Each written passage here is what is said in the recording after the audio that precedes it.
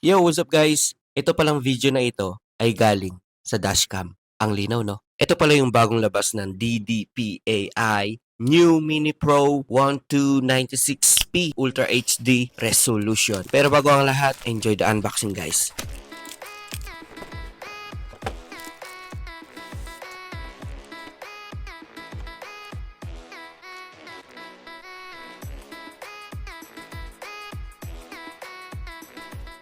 At dahil excited ako, kahit mainit kanina lumabas ako ng bahay after ng unboxing. Ganito lang pala siya install kahit ikaw, ikaw, kayang-kaya mo tong install. Linisin mo lang yung pagkakabitan, then alisin mo lang yung stickers ng dashcam. Tapos idikit mo na.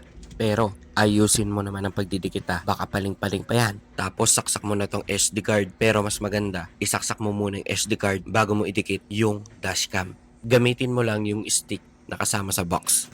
Ayusin mo lang ang wirings. Ako, pinadaan ko sa taas. Yan, makikita nyo sa video paano ko to ilagay. Tapos, isaksak mo lang siya sa saksakan ng sigarilyo ng sasakyan. Pagkatapos nun, download ka na ng app ng DDPAI. Guys, kailangan pala nakasindi yung kotse nyo para gumana yung item. iPhone pala yung gamit ko, kaya ganito yung instruction. Pero sa Android, magkaiba. Sa iOS, i-connect mo siya sa sarili niyang Wi-Fi. Guys, basahin nyo lang yung manual, hindi kayo maliligaw. Kaya, see you sa next video. Bye-bye!